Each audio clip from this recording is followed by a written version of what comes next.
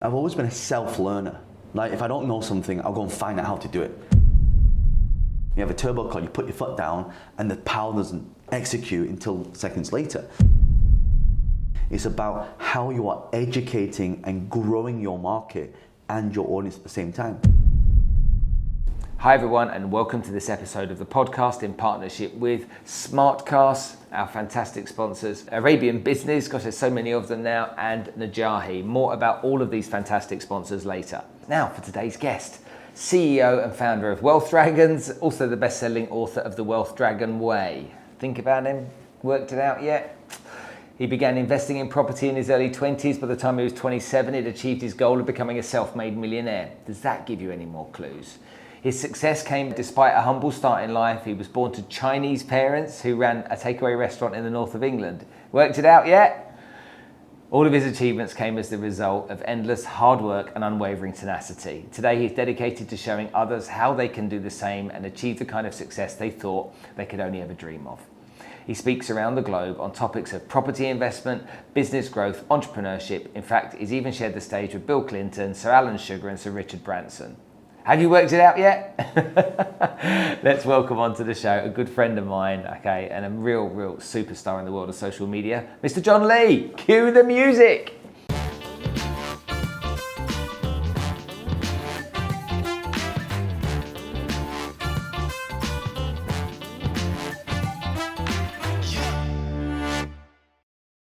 So thanks for coming to join me on the podcast. It's always a pleasure, brother. We had dinner the other night. We sat chatting for like the best part, 3 hours the other night. And it's like everything that I was going to talk to you about today, I've already talked to you about. So this is going to be a really short podcast. For 10 minutes. It's just a summary. Yeah, summary. So what I want everyone to understand, obviously I know you, but what I want everyone to understand that listens and watches the podcast is people know your name, but I don't think they really know who you are.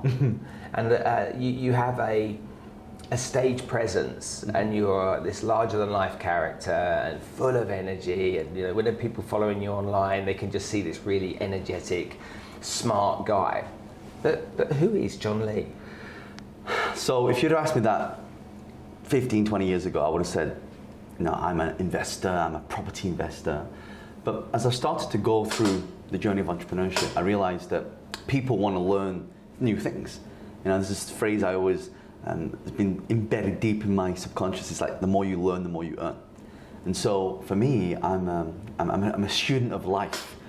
I'm a student because they always say that, you know, every master was once a disaster, right? So I'm always learning new things. So for me, I tend to learn a lot of the things: business, entrepreneurship, social. More recently about private equity, investments, social media, and also the power of branding and the whole digital asset space is kind of what I'm getting into. So for me, it's if you ask me who I am, I'm a student of all these amazing things that are happening in the world right now. And I really, when I get my teeth stuck in something, I want to really master that process and know all the ins and outs and really learn things at a very deep level.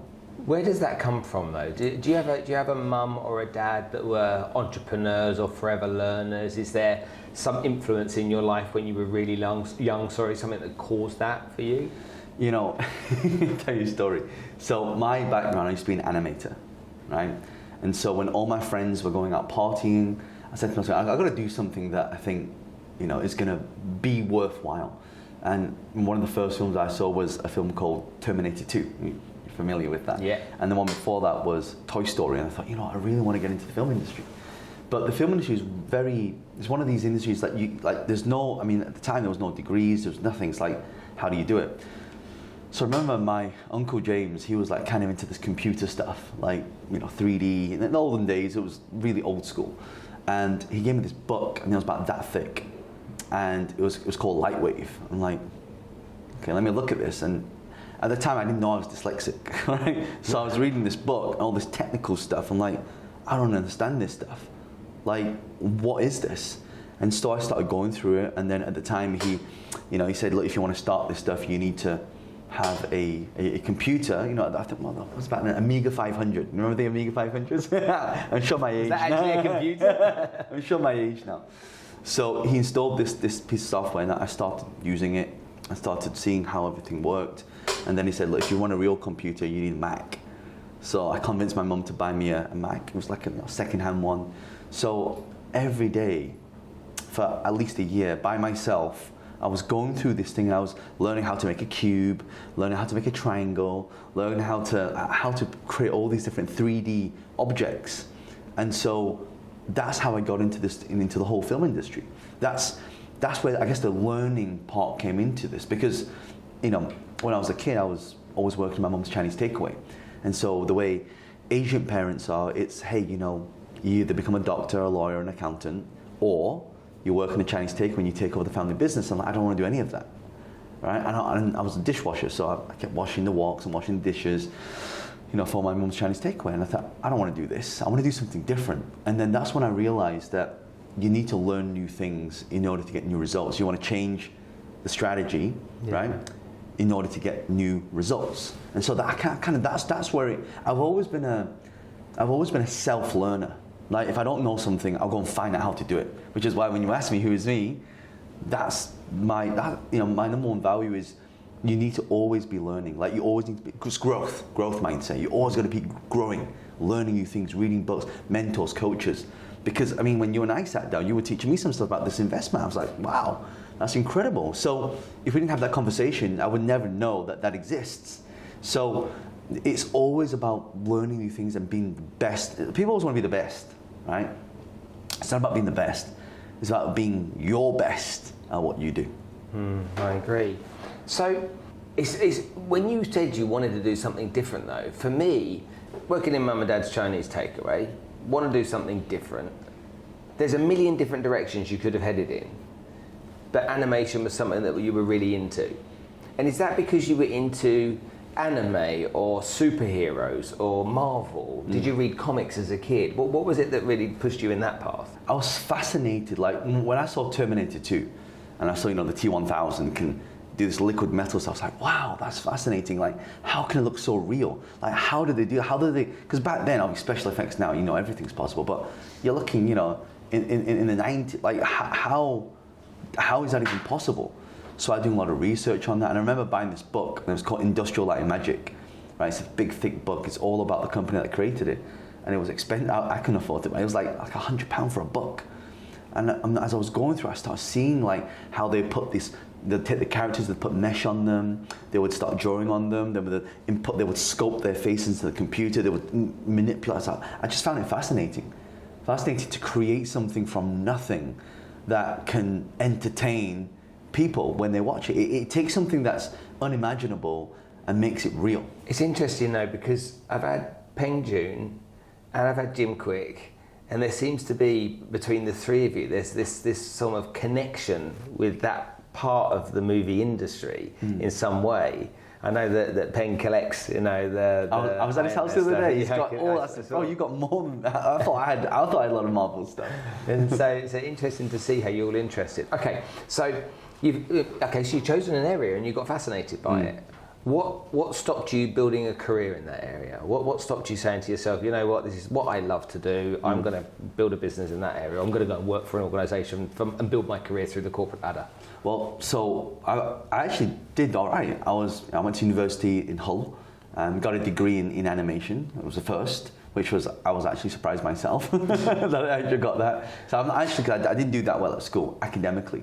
So I thought, what can I do that doesn't require academics? So art, even though I wasn't good at it, I thought, let's do it.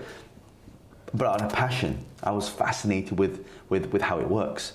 So when I graduated, I got a job in a place called Lionhead, which they made a game called Black and White, which was, a top, if you're in that industry, like, what that game is. And then from there, and because Lionhead, they had competitors in the same industry, then I worked for a company called Criterion. Criterion was basically owned by EA Games. Yeah. So I started working in that industry, and then something happened in that business which was, not good. I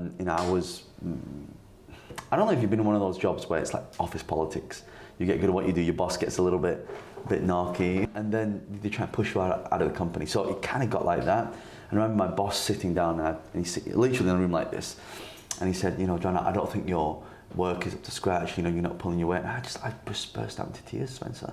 And I was like, what do you mean? I put my heart and soul into this. This is my life. And so I remember walking out and said, you know what, I'm not going to do this. It's not for me. So my friend, who I went to university with, his name's Darren, he was working at a place called Framestore. They do all the special effects now for all the Marvel movies, Harry Potter in the early days. All the big films you see, they're part of that. And I gave him a call and I said, look, this has happened. Like, yeah, I don't have any jobs going. So eventually he got me an interview and I got a job at Framestore.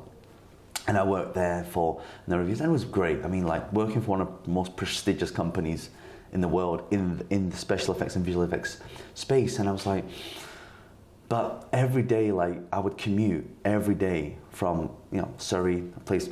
I live quite near Guildford, so Guildford to Waterloo train station would take about half an hour, 45 minutes. Yeah. From Waterloo train station over the Millennium Bridge to Waterloo Street would take another 23 minutes. So every day I would be commuting about 3 hours a day, door to door. And of course in the film industry, you don't finish at 5. Finish when you're done. Your director comes, is that done yet? No, okay, carry on. Or you're about to leave, director comes, you do a viewing. Oh, that part's not right, change it. But changing it means to change the whole thing. It's not just, I can't just delete it and then like you've got to change the whole thing. People watching this know animation's about 24 frames per second, right? So, we'd finish late and we'd have to have dinner then. And it wasn't a life, Spencer. It felt like I was on a decent salary, £36,000. Decent, it's decent. Yeah. It's not, How long ago was that? What year was that? This was when I was 22, 23, around that time. So. How long ago was that? Trying to get my age though. About over 20 years ago. Okay, well that was a decent salary then. Yeah. $36,000, decent salary back then. Yeah. So as I was doing this, I noticed that I really enjoyed what I did, but it became a chore. So my passion started to turn into a chore. Like, I got to do this. And I was also working on things that I didn't want to work on. Like, I'm like on this TV show, I'm going to animate this hand. I don't want to do that. I want to animate a character. I want to do some, but sometimes you're going to do the things you don't want to do to get the things that you do want to do. So as I started to experience that, I was just existing, but I wasn't living. Yeah. You see what I mean? So my friend, and I kept complaining to my friend Darren, complaining. And one day he gave me a book. And the book was called Rich Dad Poor Dad, which I'm sure you're familiar with, right? Of course, yeah. So I read this book, and I'm dyslexic, but I read this book cover to cover. Like, I was like, there's no way this exists. There's no way this can be real. So I started to explore with my learning mindset, right? So in the book it talks about, hey, if you want to make money, you need to make money from real estate. Assets, you need to have assets. So I go online, okay, what's a good asset? I tell them, what's a good asset? Oh, property. How to get an asset from property? Enter. I get all these things that come up. I'm looking, I'm like, click. And it just sounds so unreal. Like, oh, you can make $1,000 a month from rental. I'm like, wait a minute, that's half my salary. Or you can make, I was listening to a podcast and you can make your entire salary in just one shot. I'm like, there's no way that's possible. So as I started to research, I started to discover this whole new world, as you and I was talking about the other day. It's like it opened Pandora's box. Yeah. And the more I started to explore, the more I started to find real people doing this. The more I started to find, wow, this is possible. The more I started to see live examples of this.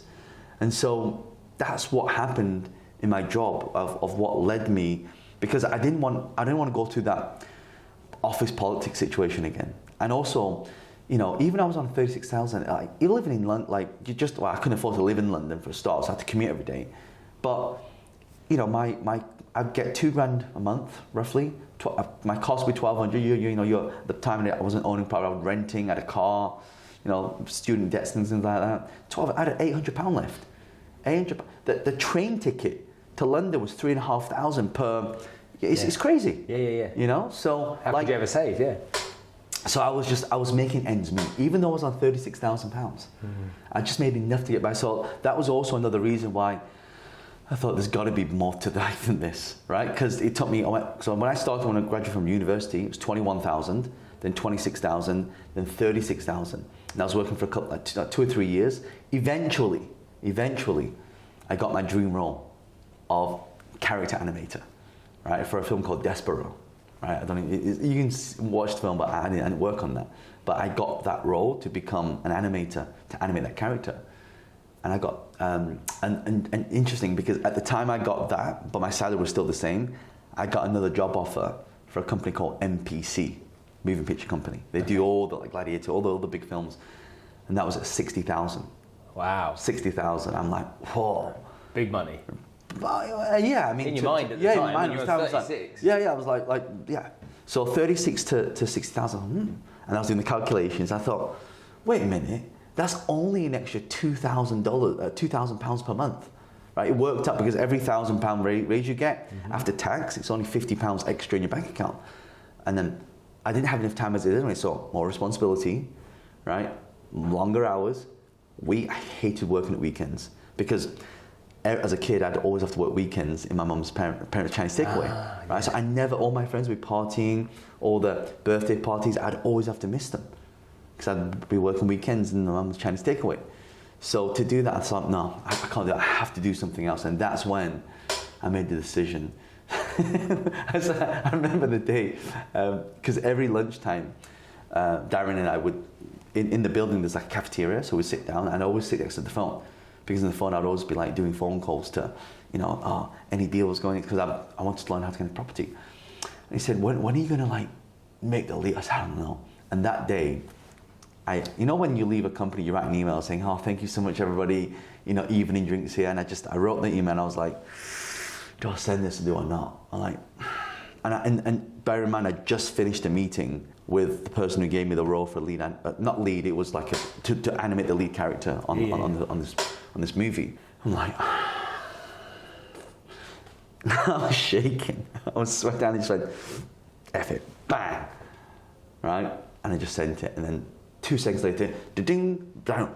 Oh my God, what the hell, like, because I didn't tell anyone I was leaving. I didn't even tell the person I said, I'm leaving. I just made the decision. And so the person calls me because I said, did we have this conversation that you're gonna, yeah, but I've decided to leave.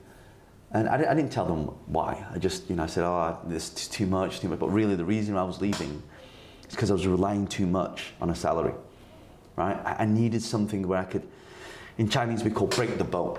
So you're gonna break your boat so you have no other opportunity but to succeed. If you're in the ocean and I wanna get to the island, if I break my boat, I have to swim there, right? So this was kind of the mindset of how and why I left that whole industry. So property then became this thing that you were fascinated by. Do you remember the first property you bought? Yeah.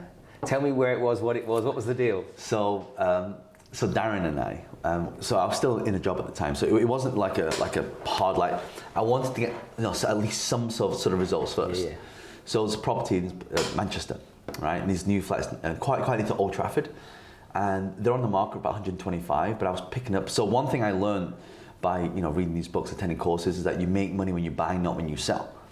Right? A lot of people, they buy it at full price and then they try and refurbish it, spend money on them, try and force the appreciation. It doesn't work like that. You want to make the money when you buy it. So I thought, wow, 124, but I think it was like 91, 92,000, something like that. So I thought there's quite a good margin there. That's like 30 grand margin. That's almost my salary, right? So I said to Darren, I said, let's go and check this place out. So during our lunch break, so we jumped on the tube and then we went to these were like new build properties. And the reason I got this deal because I was at one of these networking events where someone had already bought one and they told me about it. Got it. And so I said, okay, let's check this out. So we were so excited. I'm like, oh, I can't, it's gonna be like this. We're gonna be millionaires. And we went there and it was this like shabby office. And I'm like, it looks a bit dodgy. Like literally like, it was horrible. And we went in and there was just this guy and the place stunk. It was like really stunk. BO, it was horrible. And I looked at Darren, Darren looked at me and he said, so, do you want to do this deal? I'm like, how much did I put? Yeah, 10 grand. Like, thanks. I didn't have 10 grand at the time, but at the time we had these things called egg cards. Remember the egg cards? Yeah. Yeah, where they give you like 10 grand limit. So, egg credit card. Yeah, I remember those. You remember those? Yeah. They give you a massive limit, don't they? Yeah, they did. They gave you a massive limit. So I'm like, okay. Now I remember handing my card over and like thinking, am I being scammed here? Part of me was like, just walk out. Part of me is like, okay, if you get scammed, you get scammed. Right? Because I didn't know anything at the time. So anyway, it took a year. Every day I was calling, hey, deal, what's going on with the deal? Like, I didn't hear anything. I was like, okay, I've just lost 10 grand. And then eventually, you get this letter, you've completed on the deal. Like, because you have to do all your due diligence, all your KYCs, everything up front. And we'd got this deal, right? This is first deal, a place called Millennium House in Manchester, right next to Old Trafford. And I'm like, and do you know the rent on that? So at the time, it's a 2-bed, box standard 2-bed. And the rental on that was about $850, right? This is Manchester, the prices are way higher than that now.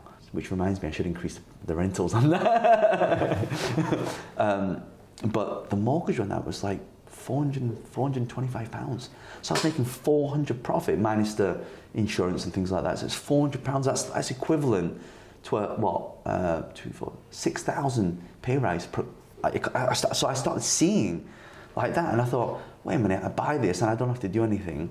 And renting it out, okay, I got to fix it up a few times. But what I didn't realize is that, I've had that property for over 20 years now. So you just see it's doing this, and it's growing in value. I don't have to do anything. So it's paying an income and it's appreciating. Correct. And that's the only asset that I knew above back then, where you could buy something, let someone else pay your rent, you keep the surplus, and then you let what we call capital appreciation or intrinsic value increase. Because I'd already bought it at a discount anyway, because there's two risks in real estate, right? Property prices crash, interest rates go up. So as long as it's still cash flowing, what do you care? So that was the first. That was the first one you bought. So you're sitting there thinking, "Oh my God, I've been one of. I remember the first three very, very vividly, But I still remember it. Like, well, I say vividly. I still remember a lot of the details because you can't tend to remember. So that was one of them. The other one was in Aldershot, and the other one was in Camberley. Wow. So Aldershot, Camberley, and Manchester. So you've resigned. You've pressed that button. You're like, oh man, what have I done? Okay, but you now got to go for it. And so, what was your plan?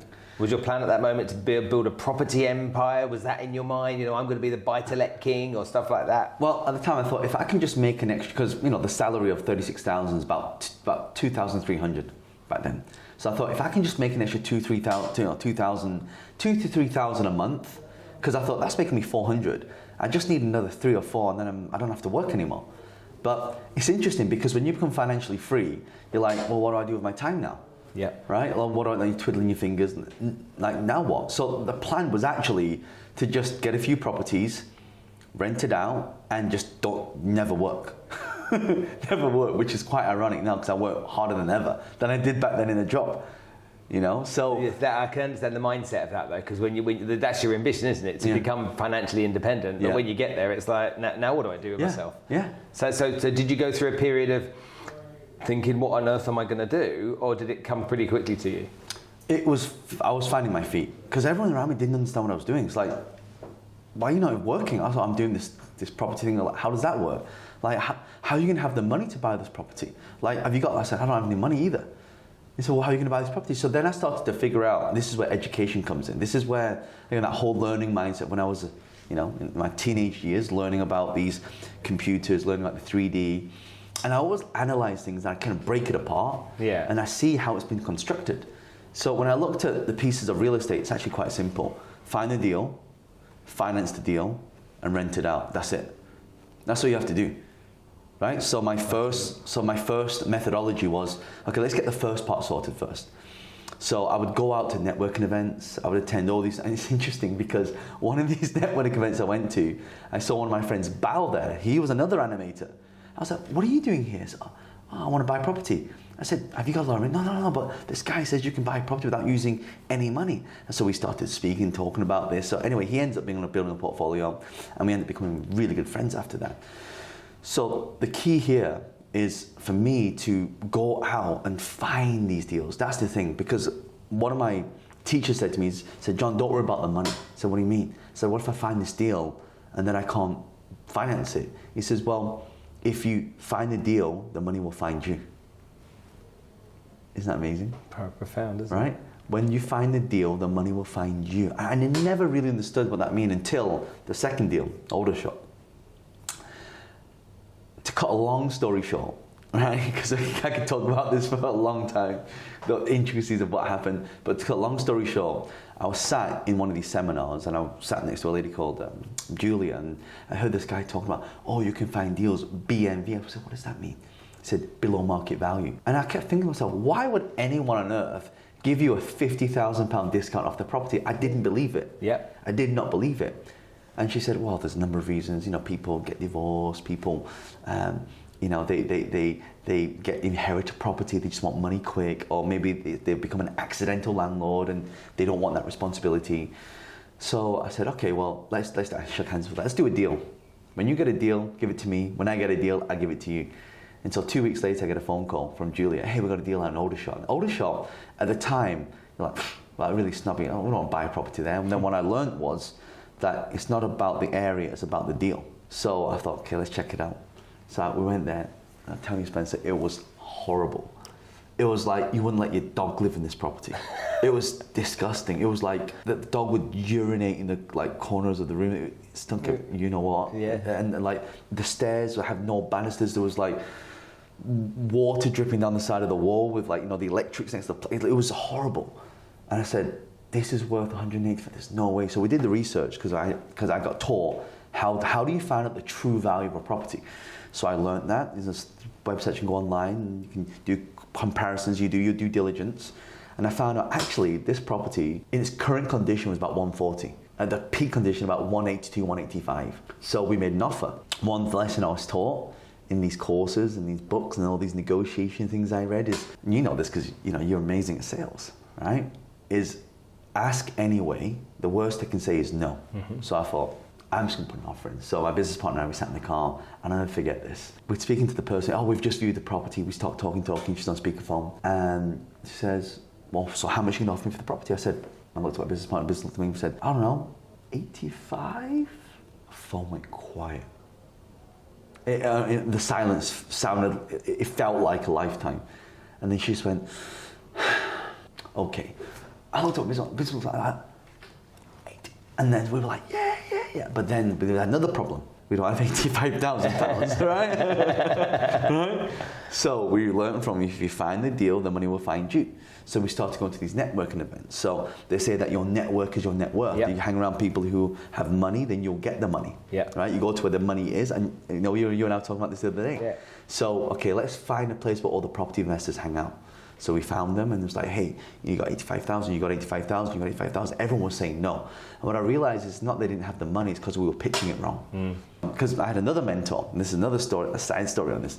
During this journey, I got a mentor, his name was Ying Tan. He actually just exited from a company, multiple 7 figures. To get coaching and mentoring from him cost £10,000 for 2 days. I didn't even have £10,000, so I thought, you know what? I'm going to sell my car.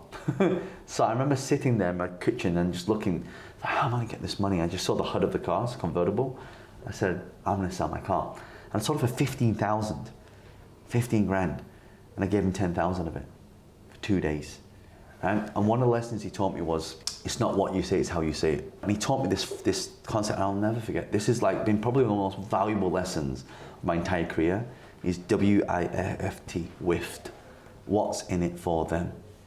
What's in it for them? And he said, do this. And I went back and I started asking people, hey, I said, hey, so I changed it now. Hey, I got this deal. It's got about 100 grand's worth of equity in it. It needs about 20 grand's worth of work. Would you be interested in partnering? And then it started to bite. Mm-hmm. People started asking questions. Oh, where is it? How much is the rent? What's the current condition? Have you bought the property yet? So they started, and that's when I realized, oh, this is working. And eventually I found a lady called Karen, and she put me in touch with a lady. She didn't have the money, so she put me in touch with a lady called Shirley. And she was a multi-millionaire, and she's the one that gave me the money to buy the property. Wow. Well, that's how it all came together. That's how it came together. She gave me £85,000, and we sold the property in 2 months for 185,000. And that 100 grand became the seed capitals of how everything all started. So how many properties did you then buy, roughly, over that period? 35,000 in 6 months. 35 houses in 6 months. Yeah. So you became obsessed with it. Do you know why? Because it was a cookie cutter. It's a system, right? It's like, that was easy. Like, wait a minute, I can buy a property, I can take my money out and buy another one, I can take my money out and buy another one. It's just as long, and you know how crazy this is? If anyone listening to this in the UK or watching this in the UK, like in the UK we have something called a buy-to-let mortgage, right? And people don't understand this. They go, well, how can you buy so many properties if you're just on £36,000, right? So with a buy-to-let, it's not about how much money you earn. I mean, there's a basic minimum, like it's 20 odd grand. But it's actually calculated. This is where you have to understand the rules, right? It's calculated based on how much you can rent the property for. There's a multiple of it. So if this property can rent for this amount, the bank will give you the money. All you got to do is find a deposit to put it in, or do a creative deal. Because back then, you can't do this now, but back then, there was a way to instantly refinance the property straight away. Right, so you could buy a property, refinance it. As long as you bought it with a discount, you could refinance it. Yeah, take the equity out and use it in the next property. Correct. So it's basically you're recycling your deposit. So you need one deposit, you just cookie cut it. 35 in 6 months. Yeah. Brilliant. So then after starting to create this financial freedom for yourself and this success, how did you end up getting to a place where you wanted to teach people how to do it? Was it something that you needed to fill your time doing, or did you see lots of people getting things wrong, or was it sometimes when you just know something and you just know it, it almost becomes autopilot for you, that it's so easy to get other people to understand it. So where did it all come from? It came from the passion of wanting to help people, like genuinely wanting to help people. Like, when you read books and especially when I read Rich Dad Poor Dad, I tried to, I was almost preaching to my friend, you need to read this book, you need to read this book, this crazy, it became an obsession to want to, better other people's lives, because in the Chinese community it's very, very cliquey. It's very, everyone does everything the same way, you become a lawyer, become a doctor, or work in a Chinese takeaway, and it became very, very like that. And I thought I wanted to change the mold. So I started with my family first. I said, look, here's a book, read this book, this, and it opened my mind to possibilities. When you do the same thing over and over again, and you want to expect a different result, it doesn't happen, right? Because you do the same thing, if I keep eating bad food, I'm gonna always be in bad shape, right? It's the rules, that's how it works. It's the laws of the universe, right? So I wanted to make sure that people understood what I understood. Right? And no one would listen to me at the start. They're like, yeah, come on, John, stop dreaming. Come on, yeah, you got lucky with that one. Yeah. The more I started to do it, and I remember the first time, and I bought myself a brand new car for the first time, a brand new walk, and then going through the whole buying experience. Brand new BMW, it was a 320D BMW. I was so proud of it. 19-inch alloys, black leather seats. I remember pulling up to my family's houses, and they looked at me and was like, how can you afford to buy that car? Oh yeah, I'm just got some property stuff. And then now let's start asking questions. Yeah. Right? So, where are you buying properties? Oh, just here, there, everywhere. And what, you go to estate agents? No, just, I source them from the sellers. Well, how do you do that? Where did you find the deal? Number one question, where do you get the deals? Where do you get the deals? Where do you get the deals? And so they start asking questions. And so, I'll tell you the secret, right? So everyone goes to estate agents to try and get deals. Do you get them? Of course you do. They've got them there. But you go to the place, if you go to an agent, the agent's number one priority is to get you, the seller, the best price. Yeah. So trying to negotiate a big discount is going to be almost next to impossible unless you have a good relationship, unless there are deals that have to be done immediately, unless they understand what you do. So to bypass that, you go straight to the source. If I go directly to you to sell your property, I have to gauge the level of motivation. Do you have to sell, or do you want to sell? If you want to sell, I don't buy. If you have to sell, I will buy. But it comes at a cost. It's like a car, isn't it? Yeah. You want to sell your car, but you go and give your car to BMW, it's 20% off as soon as you drive it out the showroom. Yeah. Right? And so it's the same thing. So if people wanted speed, I could do it. And then I thought to myself, where is everybody hiding? There must be lots. There are millions of people in the UK. There's got to be some people there that have to sell. Then I started to realize that the people that used to sell had a certain type of motivation. It comes down to three things. Time, they had a time urgency. Motivation, of course. And of course, so the capacity to sell.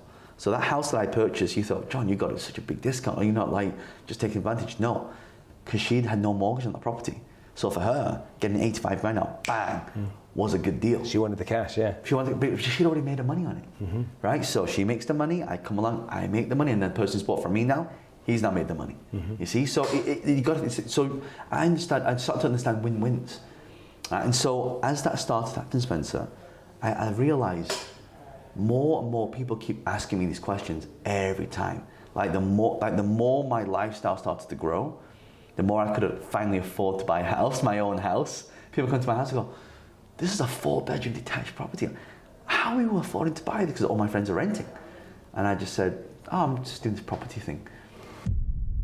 Okay, so let's talk about these sponsors, all right? First of all, Smartkas. Have you ever heard about them? Maybe not, but they are solving the problem of food security. We are having a population that's increasing to grow over the years, and as it grows, there's less and less land able to be farmed to provide the food that's needed. Smartkas use modern food technology and security to bypass the traditional structures, and by doing so, enable smart farming to take place. Please go and check them out. On top of that, I'm delighted to welcome Arabian Business as partners to the podcast, and Arabian Business is the biggest business publication here in the Middle East. So if you're watching this or listening to this now through that channel, the partnership has started. So thanks Arabian Business and all the guys at ITP. And lastly, to Najahi Events, an event organizer that's run by a lady called Alpha Mustafa, who's become a really good friend of mine over the years.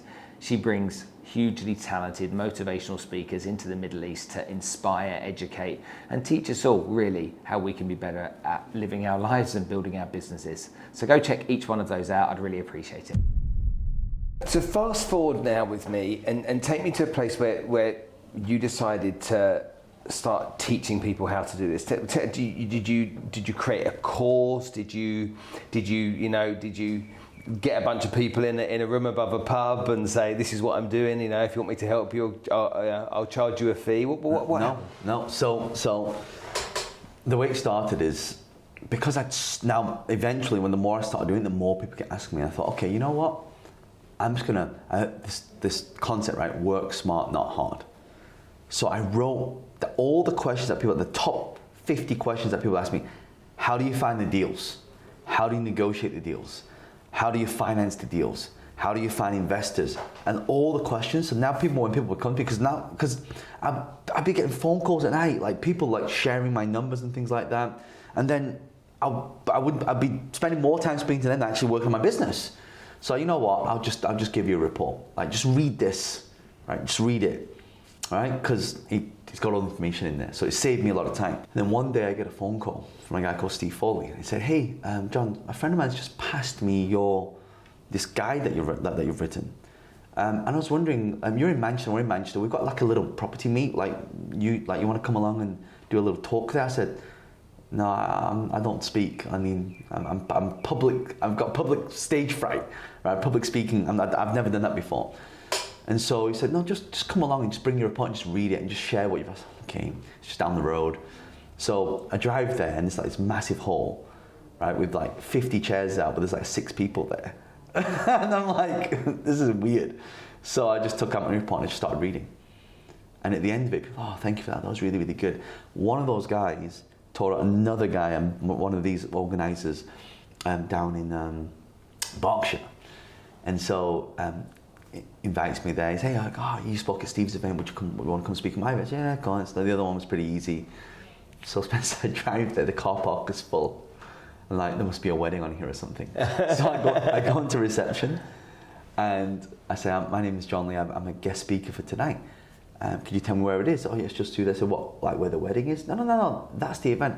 My face went white. And I said to just one, I said, how many people are here tonight? Oh, no, 250 people. 250 people. And so like my hands start sweating. I'm like going to the toilet having a wee, like my mouth's going dry. And then I just say to just one, I said, okay, can you just get this over and done with like really quick? Just bring me on, I'll just, read a few things. So he introduced me, like everyone's like really excited. Everyone's like, yeah. No one knows who I am. I stand on stage and I said, so, I just like, wait a second. I just pulled out my report and I just started reading it. So the question that people ask me is, where do you find the deals? So I just started talking, and then as I started to talk, I started getting into it. I thought, that's not too bad. And at the end of it, I've never experienced this before. At the end of the talk, I get this standing ovation. And then at the end, as I go to leave, everyone's now crowding around me, asking questions. How can you do this? Can I take your number? Can I take it for coffee? Can we do this? Can we do that? Never. I felt like a celebrity. Like, wait a minute, I'm just little old John Lee from Burnley. Like, what's going on here? And that's when I experienced positioning and experienced that, wow, like when you put your message out there, you attract the right people to you. And you know, that event that I spoke at, that's where I find all my investors now, all the builders, all the lawyers, all the accountants, all the conveyancers, like literally my whole power team was created from that one event. And that's what allowed me to speedily buy a lot of deals, a lot of my investors. And then quite often people would take me for coffee. And it would like one big interrogation session. Oh, so how do you get the deal? It's like just questions. Yeah. I'm like, and eventually, again, the same thing started to happen. Like with the report, every evening now I'll be going for coffee. And I'm like, this is crazy. I'm not spending time with my partner at the time. And then, one day I got a phone call and this guy just keeps wanting to meet. I said, look, I can't, I just don't have the time. Right? And he said, look, I'll pay you. I'm like, no one's ever asked that before. What do you mean you'll pay me? Yeah, I'll just come to my house, like you're just down the road, I'll pay you. How much do you charge? I'm like, I never charged for this before. And I just said, I don't know. Got everything on the internet's like, it's got a 7 on there. Yeah. I just said, I don't know, 997. The guy said, done. I'm like, what? He said, yeah, done. I said, that's the quickest £1,000 I'd ever made. Right, so I went down there and literally it was the same thing. Yeah, coffee, piece of paper. Got your report out? Got my report, asking me the same questions. He's asking the report, the answers are here. But he wanted, so what I realized is that content for free, implementation for a fee. Right? Content for free, implementation for a fee. Right, got right. it. So I said, why are people paying me this money even though it's right there in front of them?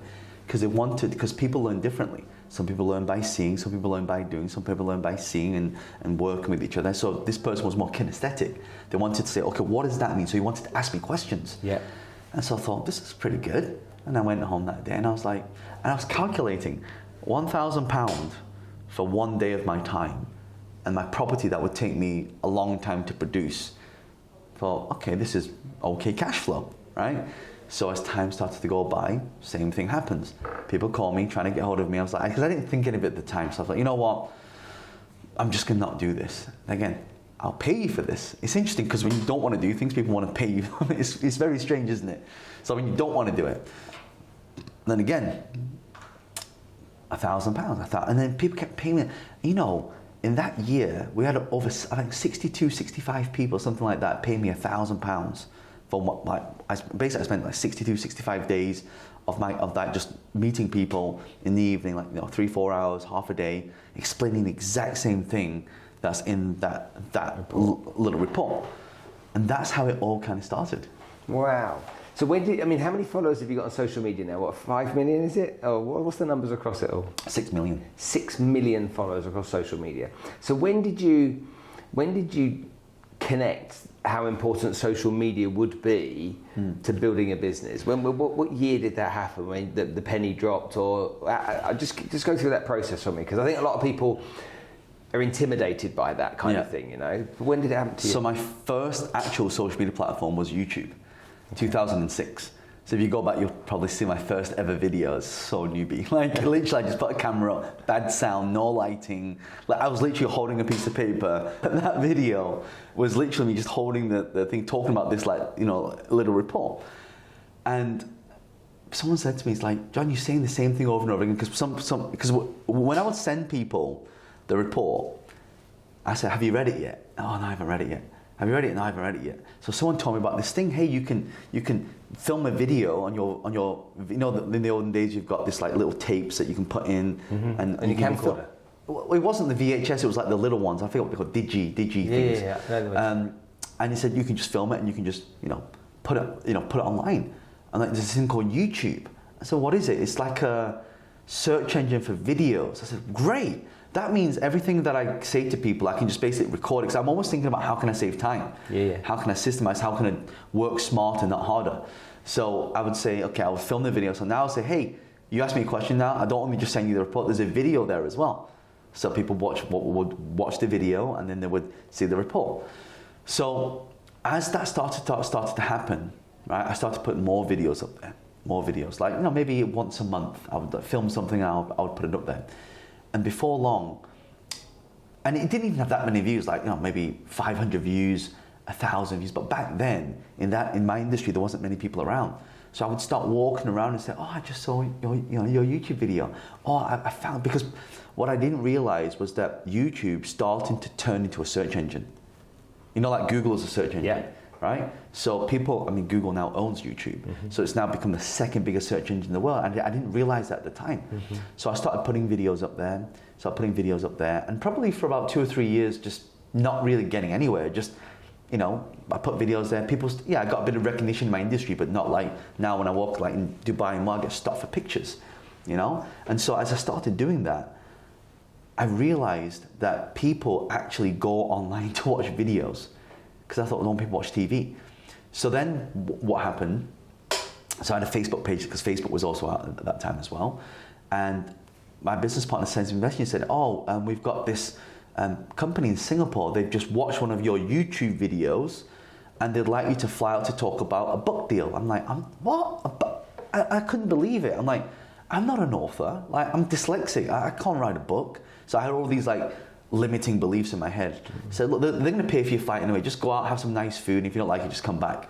So I flew out there and I met with them, and I said, and I asked them this question. I said, I'm quite interested. I'm a nobody. Why do you want me to write a book? And the company is called Wiley Publishing. So they're one of the biggest publishers in the world for business books, entrepreneur, like mindset stuff. He said, well, we watch your videos. We're fascinated with how these things are working. How you're putting things together. And we really would love for you to write a book on this. And actually what they really wanted was, because I started getting a little bit of traction, right? They knew that people would eventually want to buy a book from watching a piece of content. That was the real reason, right? So we did this book deal. I got paid money to write. I was like, I got paid money to write a book that I get to sell?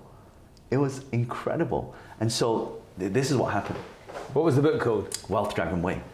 My first ever published book. Not a self-published book, there's a proper book. Right? That was, and you go to the airport, so you would see your book then, and it was such an amazing feeling. So I wrote the book, and then I tried to sell the book, right? Because one of the things that they wanted, you're on YouTube now, and you're a bit on Facebook, you should be able to sell thousands of copies of your book. I didn't, right? I got this because what I realized, I thought, if I buy this book, right? Also, if I want to sell this book, and I go over the publisher, then surely people are gonna buy the book, right? No, that is like complete myth. You have to do all the work. So I tried to figure out ways to sell this. I'm like, I've got this book, like, how do I sell this book? And I was like, okay, I make a few posts on social media, and my friends would buy the book to support me. I put a few videos on YouTube, and it would do okay. We sell a few copies of the book. But I wasn't getting millions of sales. It's not like, New York Times best-selling book. So then I started doing research. Okay, how do people sell books? So typically they'll go on a podcast, they'll go on a TV show, they will, do celebrity endorsements. But I'm a nobody. Like, no one knows who I am. No one knows who I am. So I started to research the power of marketing, right? And what I realized is that you have to do unorthodox ways of marketing. Basically, guerrilla marketing, right? So what are guerrilla marketing? How can I get a lot of exposure for free? That's when I turned to Facebook, right? And you know what I realized is that people buy a book, but not many people read a book. Agreed. Right? They buy a book, it's supposed to be self-development, and they put it on the shelf, it becomes shelf development, right? So they're not really consuming the book, and yet the wisdom that's in the book is based on pearls of wisdom. It's things that have actually worked and done. So I thought, you know what? I'm going to take parts of the book and I'm going to turn it into a video, right? So I started putting these videos on YouTube, right? And I started putting these videos on basically I would take parts of the book and I would teach it. I would literally educate. The whole book is in video format, basically. Right. So I put them online on YouTube, and someone said, look, why don't you just take your videos and put them on Facebook at the same time? I said, oh my God, I didn't think of that. right? So of course, right? And it's free traffic. And at the time, Facebook was crazy for organic. You put a video, you had 5,000 views, like immediately. So I started putting things onto Facebook, and then slowly but surely, I started getting people. I got all these friend requests, and within about 3 months, I had 5,000 friend requests. And that was the max, wasn't it? That was max. Yeah. You couldn't do anything after that. I couldn't accept any more friends. So obviously, I'd have the max, and then people would speak to me. I saw your video. Where can I buy your book? And I'd be manually sending people the link to go and buy the book. You know what happened? And actually, I saw Peng doesn't know this, because Peng and I are really good friends now. But I saw that he had also maxed out, so I tried to send him a friend request, and it was maxed out. And I saw that he put a thing on his page saying, "I no longer accept friend requests. Click here to add me on my." It was back then they called them fan pages. Yeah. Right, fan pages, or now they're called public pages. And so I thought, okay, let's create a public page. So I created a public page, and I'd said the same thing, and people started joining this page. And and the good thing about having a page is you can have unlimited people following you. Yeah. So within a year, I got up to 50,000 people following me. Wow. Right, and I started putting all this content out there, and then I started serving my audience. I started doing these Facebook lives, and people kept asking. The number one question is, how do you become a millionaire? How do you become a millionaire? How do you become a millionaire? So I started reading a lot of books on this stuff, and then there was one book that I came across called The 10 Habits of Self-Made Millionaires. I thought, wow, that's an amazing book. Maybe people shouldn't read my book and read that book. So I created a video on it. Till today, that video hit 10 million views, 65,000 people liked it, 4,000 comments, and 44,000 people had shared that video. Wow. That's when I got, oh my God. And then my follower count jumped from 50,000 to 500,000 people, like in a very short space of time. And the more I started putting content, so now I had momentum, right? And then it soon went to 700, 800, over 1 million, right? And I started doing that, and then people started saying, hey, you should do this Instagram stuff. What's Instagram? Oh, it's a picture thing. You take selfies and you post. I don't want to take selfies of myself. I said, why don't you take a little bit of your videos and put it up there? Maybe I should do that. So then I started to take my videos from that, because at the time you can only put 1 minute videos, so I would take snippets of it and put it up there, or I'd take a quote from that video and I'd put it up there, or maybe if I'm filming a video with the location, so I'd mix it up. And at the time I didn't figure out Instagram, because the algorithm was, I didn't figure it out back then. But then that started to slowly grow, 1,000 followers, 2,000. I thought, hold on a second, a lot of my book sales are coming from my social media. And that's when it clicked. The more followers you have, the more, so this now my new formula is awareness times attention equals income. Awareness means that people need to see you. Mm-hmm. Attention, they need to consume you. That's why podcasts are amazing. Mm-hmm. And the income comes from people consuming your content. They connect, they like what you do, they inquire about what you do. And isn't it true that we go shopping, we had no intention of buying anything, but we come home with bags of shopping every time. That's when it clicked. And so what year was that? That was 2015. 2015. Yeah. So we're now nearly 7 years down the road. Yeah. And so, but I've been using social media way below that. Yeah. Probably for 15 years now. That's when you went. That's when it popped. All of a sudden, at 2000, right? That everything's got to go in this direction. Yeah. And it's interesting because if I track the amount of followers I get, if I track the growth curve on my followers versus my income curve, it's almost identical. Really? Yeah. So typical hockey stick type of look. Yeah, because it takes time. It's not like it does for a lot of people. I tell you the problem people do in social media. They'll make posts. I'm not getting any views. I'm not getting any of this. But what they don't realize is the incubation period. It's like a turbo lag. You have a turbo car. You put your foot down, and the power doesn't execute until seconds later. But with socials, it's like that. See, right now, so someone said to me yesterday, so I run a conference here, and someone said to me, oh, John, should I only promote my Instagram page if I've got content on there, or should I just promote it first without content? I said, well, that's a catch-22 question, isn't it? No one's going to come to your page if you don't have content on there. So you have to create content first in order for people to come to see you. Yeah. And you might only have 1 like on there or no likes on there. But eventually, when it builds up, you now have a catalogue of content on there. So, what are the big mistakes that people make nowadays on social media? I mean, I don't know. Take me as an example. I've been producing content for I think 5 or 6 years. Yeah, 5 or 6 years now. I produce content that I believe is valuable to me. I also produce content that a social media team that tell me to produce, which I don't always agree with, but I do as I'm told. And I've been through 6 agencies over those years, and what I do have is an engaged audience. It's not a big audience, but it's an engaged audience. So I know that if I talk to my audience about anything, I know that I get lots of feedback and questions and stuff like that. So I know it's engaged. But what does someone like me do wrong? Is it because I'm 51 years old? And you don't look it. I'm saying this. What's your secret? and that works against me. There's some certain ingredients that people that build big followings have that other people don't, and some of them aren't strategy, but they're indirect benefits. Okay, so there's 2 things to this. Number 1, people the only type of content people watch online is either entertainment or education. Now, if I ask someone to go to a business conference versus going to see Lion King or Phantom of the Opera, which one do you think most people would choose? Phantom of the Opera. Exactly, right? So you have to understand that concept. Am I going to see Phantom? Am I going to see a business conference? But there's a different motivation behind it. So, for example, even in my industry, even 6 million followers is not that. I mean, my friends have got 10 million, 20 million, 30 million followers. But it's not about... There's a threshold at which your intention is doing this. Like, why are you even building that following in the first place? Are you building the following because you want brand, because you want sponsorship deals, because you want to promote your own business, just because you want to do what you love to do? And quite often I find it's with the latter, right? So the latter will always grow slower, always. Because what you're doing is you are educating your audience, not building the audience. There's a big difference there.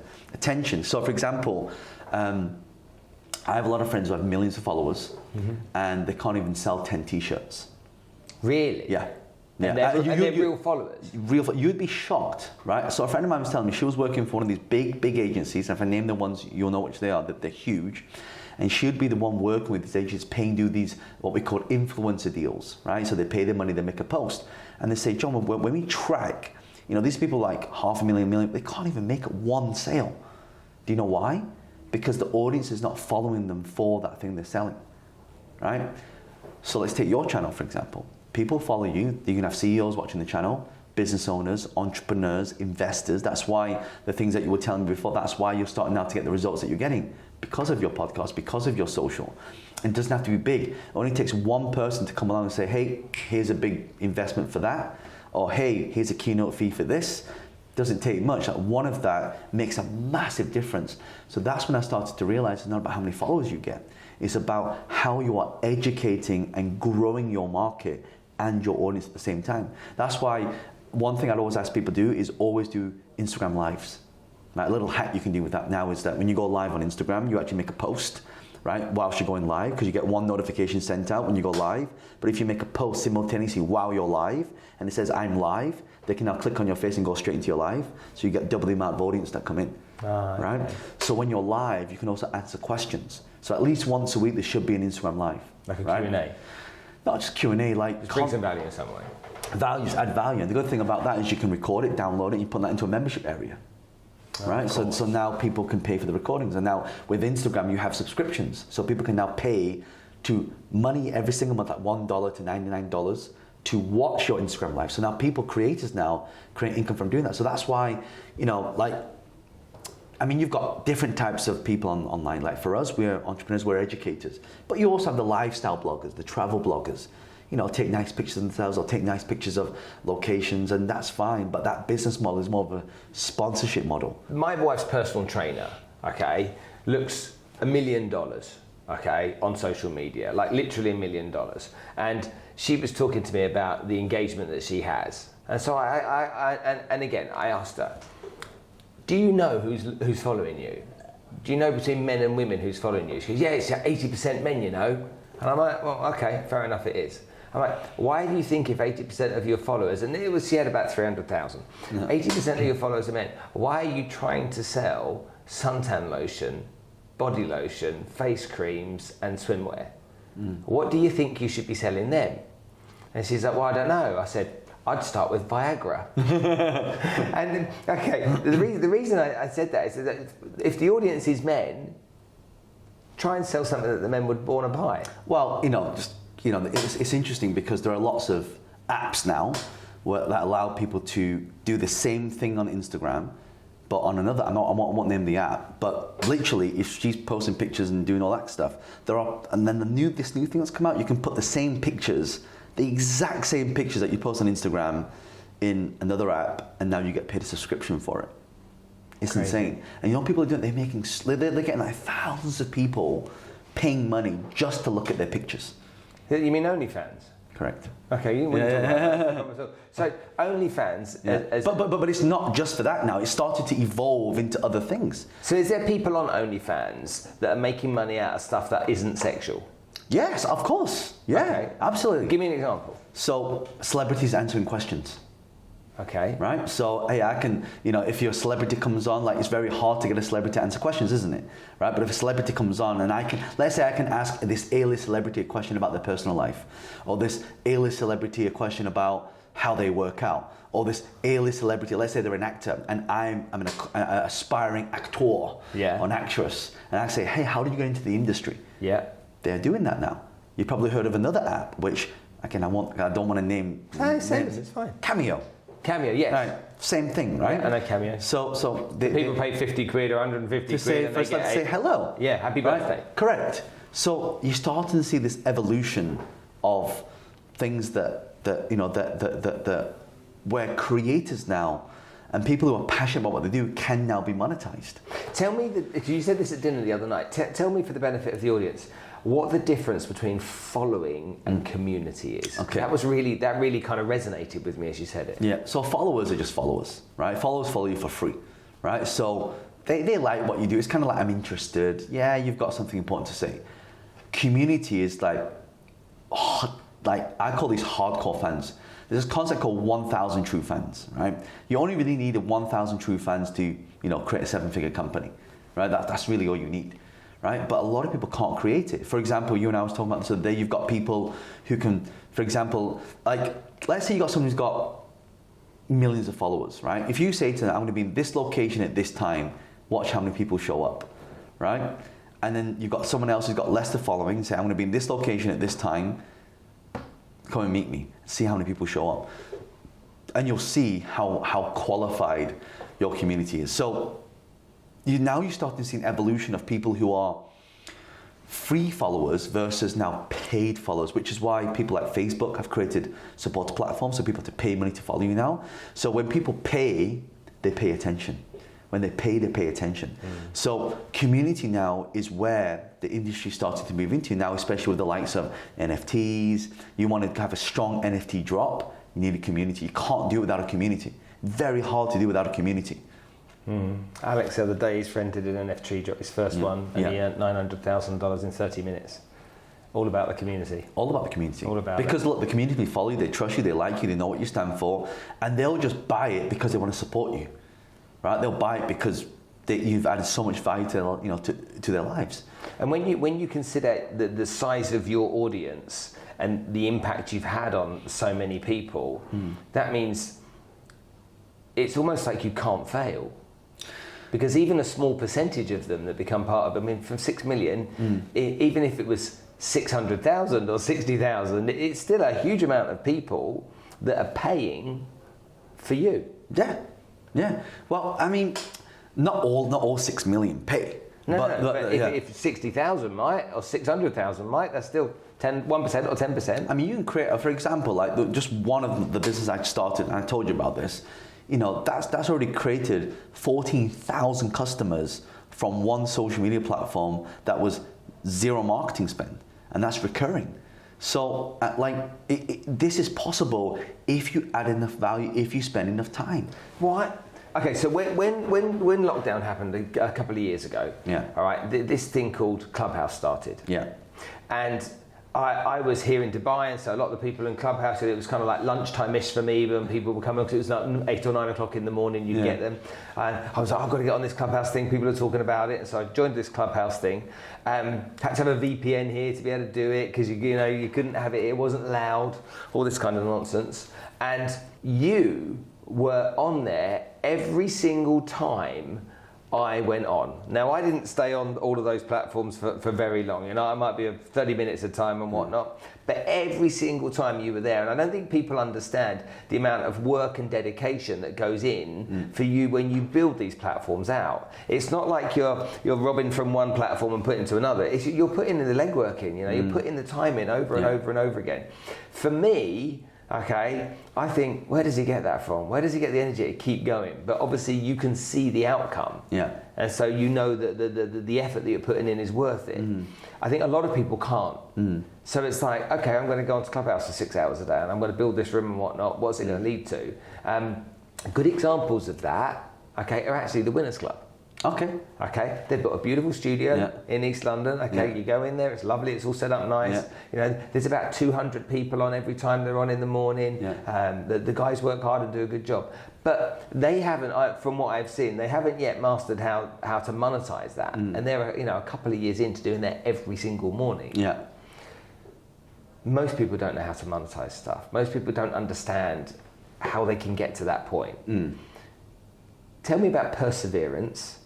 Okay, and what's required to really get somewhere? So, even till today, even till like a few days ago, I was still on Clubhouse, right? Because look, here's the thing. Well, first of all, and I wanted to use Clubhouse to show people that actually it doesn't matter what platform you're on, whether it's Facebook or Instagram or YouTube, because the excuse people kept giving me is, yeah, but John, you're already famous now. People know who you are, you're already verified. Literally, I was a guy who added me on Instagram said, oh my God, you're verified. I'm like, that's not a big deal, you know, it's just consistency of it. The key here is that because I grew an audience, I grew like my current following, in fact I'm one of the top followed 100 people on Clubhouse in the world right now. I built up to like 420,000 people, and plus my club, my members of my club is around 220,000, around about that. So it's almost like 600,000 plus in 1 year. In 1 year. Why? Perseverance, consistency. Now, did I want to do a Clubhouse room every day? No, of course not. Right? Do I want to spend hours on there? No, because at the start I was spending pretty much 20 hours a day on there when it first started. Literally, I'd be like, I've gone on. But then as time goes on, I was like, this is not sustainable. So then I thought, again, how do you work smart? So what I realized on Clubhouse is the longer you run a room, the more people that come. So my rooms get about 5,000 people that come in, roughly, on per session. New people and some of the same people. And I realized the longer you run a room, the more exposure you get for free. Bear in mind, I still spend millions of dollars on marketing. So I know that if I run say an online presentation, online conference, right, I know how much it costs me. So for one lead, it's about £30 per lead for one person to come in. But if you use Clubhouse, you have one person that comes in, it doesn't cost you anything. So, but if you're running both at the same time, you get double the amount of exposure. And the interesting thing is, I thought to myself, well, then you have to ask yourself smarter questions. How can you run a room longer without you physically having to be there? That's where we came to this concept of the UK Mod Squad, right? So myself, Rob, Ed, Ryan, Shaw, like, you know, Emily, Cornelia, Diamond, like all these people who are part of our squad, we basically have a rota. So actually I'm on there for about probably 4 hours, but I'm not really there for 4 hours. I'm only really there for 30 minutes.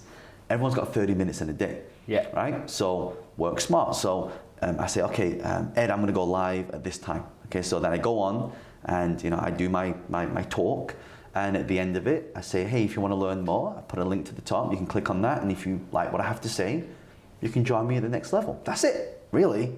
Right? And so because you have so much volume coming through, like a certain percentage of those people will always continue to work with you, right? So I thought that works. It keeps working over and over again. And by collaborating with those other people in the mod squad, essentially you're utilising their audiences too, because they're bringing their audiences in, and you're essentially sharing because you're all bringing value to a bigger group. Yeah? Right. Because what happens is the mod squad, when we don't run our rooms, they all run their own rooms. Right? So they all pick up their own audience, and myself included. So when we join, it's a collaborative effort. And you know, Ed said to me one day, he said, John, you know, we need to start doing more collaborations. And I was like, a bit weird. But honestly, Clubhouse taught me about collaboration really is domination. Like you open the app, bang, our room is like in the top 5. You know, and so we've really owned that space. If you type in entrepreneur, my club comes up number 1 in the whole of Clubhouse. Right? And so people say, well, John, isn't Clubhouse dead? Now, actually, no. You know, people are still using it. It's not as busy as it used to be, but the people that use it are hardcore. They're like hardcore fans. It's like it's got its own community. Yeah, there's people that like to go walking their dogs in the morning and have it in their ears, don't they? Yeah, yeah, and that's the great thing about it. Like, it's so interesting thing. Before Clubhouse came out, 70% of my content used to be video. Now it's switched the other way around. 70% is audio? Yes. Really? Yes. And for the first time ever, I have a podcast now, right? I never had podcasts. I've got millions of followers, but I never had a podcast. So you know what I do now when you're on Clubhouse? You talk on Clubhouse, you pin a little Olympus LSP4 sound recorder to your ear, you speak, and now you're recording the audio at the same time. Yeah. You send that to an editor, and now it becomes a podcast. So now I'm doing it anyway, I may as well do that. Yeah. Then they cut that into an audiogram and put that online. You can do that as well. And now you've got Facebook Audio Room, Twitter Spaces, LinkedIn Audio Room, Amazon Audio Rooms now. So you've got all these apps that have come out. So you know what I've done? I basically got like 5 phones. So when I go live, I just have a tripod, with a little bit like a mic. Just have tripod, 5. I've got live, and I just speak. I'm syndicating all platforms and podcasts at the same time. So if we talk about the future of John, okay, and how he's going to help people moving forward, people are going to, you're doing a course here at the moment, for goodness sake, so people are probably asking you, what's the future of social media? What can we learn? Where should we be going? Where should we be putting our time now? Clubhouse was that thing for a while. When you look forward, what do you think you're identifying and what you're going to be teaching over the course of the next 6, 12, 18 months as to what people should do maybe to upgrade what they've been doing from before? Good question. So I think the first 5 years of social, really people kind of only got into it recently, right? Meaning that, okay, they can see, so I mean, like, in my time, if we want to, our aspiration was to go to school, get a job, become a doctor, a lawyer, an accountant. That's the Asian industry, right? But if I ask my daughter, if I ask my niece or my cousin, hey, what do you want to be when you grow up? I want to become a YouTuber. I want to become an influencer. Right? It's like the younger generation. Or I met this guy, so I was just speaking at a big keynote here, and one of the sons was backstage. His name was Miles. What do you do? I play games. I want to do gaming. I'm like, wow, it's interesting to see how people's perceptions are changing. And now with the lockdown, you had this great resignation that just happened in the US. People have been locked down for so long, they're working from home, so they now find different side hustles to supplement the income. They go back to an office. They're like, I don't want to work here anymore for 8 hours a day. So people are now I've got friends that they're asking for a pay cut so they can spend more time at home to do a side hustle. So the evolution of what seems happening now is the evolution of a solopreneur. It's not having big companies now, right? Like you can have one staff with one business model and make $1 million a year with no overhead, almost no overhead. Profit margins are insane. So I'm starting to see this whole growth of not the influencer, but the key opinion leader, the KOLs. Key opinion leader, okay. Yeah, the key opinion. I've not heard that. The growth of the key opinion leaders are now will start. I mean, look at the likes of the Logan Pauls. Look at the likes of Mr. Beasts. I mean, they're not influencers now. They are key opinion leaders. If they say something, the market will listen. If Mr. Beast says, go and buy my Beast Burger, it gets 14,000 franchises or something crazy like that, just launched out of thin air. It's chocolate bar, chocolate factory, chocolate bars, sell millions of these chocolate bars because it's now got an opinion that people listen to. This is the power of community. This is what's happening. So, one of the things that I talk about now is how do we take our social media presence and then how do we turn that into something that will pay you a living, that will take care of you and your family? And then how do we take that income and put it into investments that can multiply? Because yes, you can make you and I were talking about this today. You have active income, trade time for money. You have recurring income where you have to put a little bit of work in and you make money. You have completely passive income, which you're a master at. You've got a lot of things like that where people can put things into and they can get an ROI. And then the last one, you've got leveraged income. How do I put my money? Like if you put your money into Tesla, just in 2020, like, and you cashed out now, like you could, even 5 years ago, 70,000 into a Tesla car would be worth half the price now. But 70,000 in Tesla stock would be worth probably over 7 figures now, right? Depending on what the current share price is. But you get my point. Yeah. It's like you can't 10x your income by always working for it. There's a limited amount of time. So that's why you have to choose. Do I want lifestyle business? And this is what I start to see happening. If you ask me what I'm looking forward to, a lot of people are now going for a lifestyle business rather than a massive empire. right? Because would you rather make 10 million and be super stressed and be overweight and have no time, or would you rather make 1 million and have all the time in the world? Yeah, and that's where people are starting to think about. Yeah, okay. And as we look forward to 2022 with you, this paid audience that you have, what do you bring to them that's different to what you bring to your social audiences? Right, so if you check a lot of people listening to me are probably checking my YouTube channel. Yeah. They'll probably see that, John, you haven't uploaded a video for like over a year now. Why? You're telling people to do this content. So I always say, do as I say, not as I do, right? Because I already have the audience. So my second level now is not having followers, I want super followers. Super followers are people that are willing to put a little bit of skin in the game. And then why? Because all the content I teach has been proven, tried and tested. So I only want people to do it to be able to implement it. I know when they implement it, they'll start getting results. And you know this, when you give things for free, people don't always value it. Mm-hmm. So now the next phase of my JL brand is to move my audience into a community where they can actually consume my content. Right? So would that be Discord, Reddit, Telegram? Where would that community be? So I have a private membership area where I upload content every single week. So any thoughts I have, I don't pre-film the content. Like for example, if I test something out, for example, let's say a new strategy you can use on Instagram currently at the time of recording this is a 1-second video. So if you check my 1-second video that I just put up. A 1-second video? A 1-second video. Like look. Are you kidding me? No, look. Check. Look. Actually 1 second? A 1-second video, look. Right, look at that. Look at the views on that. That's an image, though. Yeah, but it's a video. Right. Look how many people it's reached. Look how many people have liked the post. 354,000, 20,000 likes, 234 comments. Saved by 1,790. Accounts reached 439. Mental. Right? So that's a little hack. So when I figure stuff out, because the algorithm was dying, I was like, how come putting a post and no one's liking it? So I need to find a way to hack the algorithm to get exposure. Like using things like automated chats. So the more DMs you get that's replied to, the more interaction happens, it lifts your whole engagement. So when I figure out stuff like that, I go, that's a good thing for my audience. Let me put that into a video, and I only want to give it to people who pay because I know that they'll implement it. So the automated chats, the chat bot, you were telling me about this the other night. I'm fascinated by this. So, like for example, if people are listening to this and they screen grab this and they tag you and me in the post, right? Watch what happens. There's something that happens, but it could only happen with the thing that I'm using. So, like literally, they'll be watching this. They'll tag at John_Linsgo_official with the blue I'm verified, and then they'll tag at Spencer Lodge Podcast, so your profile. And when they tag us both, I can basically program anyone that tags me and you will get will get a DM sent to them automatically without me physically having to do anything with a gift, for example. Mm-hmm. So you can automate. The new thing with Instagram now is gamification, right? Don't buy fake followers. Don't buy engagement. Like they don't buy from you. What's the point in building a bot audience that don't buy from you, right? This what for show, okay? But what's the point? Do you get lots of people creating fake accounts? Loads.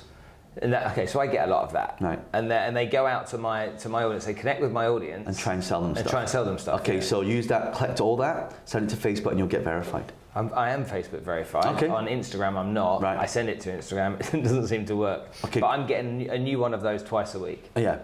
I mean, because I contacted one of them. Yeah. I found out where they were. Okay. So it was a guy, because I grew up in Nigeria. Yeah. And so I said, "Where are you?" He said, "I'm in Nigeria." I'm like, "Where exactly?" And he said, "Enugu." I'm like, "I know Enugu. I know exactly where that is, that town." I'm like, "Why are you doing it?" Yeah.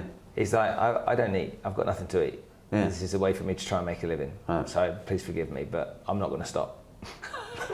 It's crazy, isn't it? Yeah, it's absolutely. Crazy.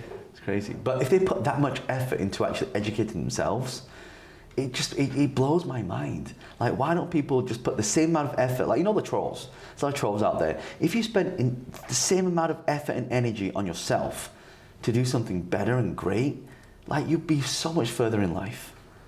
Yeah, I couldn't agree with you more. John, I love talking to you. I mean, literally every minute I spend with you, I'm learning, it's valuable, it's fun, and you're a really gracious chap. So thank you so much for coming to join us on the show today. It's a pleasure. Anytime, brother, anytime. Well, there we go, an interesting chat with a guy that I've known and, as you can see, is a friend of mine, but has built such a huge social media following and has been so successful in business, but came from such humble beginnings. Worked cleaning the woks and washing up in mum and dad's Chinese takeaway. Then got a job, worked, didn't really earn much money, was dyslexic, had all these challenges, but he had a growth mindset. He wanted to learn, he wanted to be successful, and he wanted to find the path to get there. For him, it started off with real estate, now it's social media, but for goodness sake, he's done so much. Hopefully you've enjoyed this episode as much as I did making it. If you're listening to it on iTunes, then please leave me a 5-star rating. I keep telling you that. I know it just drives you mad, but it really does mean a lot. And if you're listening to this on any other podcasting platform, show me some love. Let me know what you think of the show. Give me some feedback. Tell me what you don't like about the show as well. Anything that you can provide that can help me make better content for you will always be important.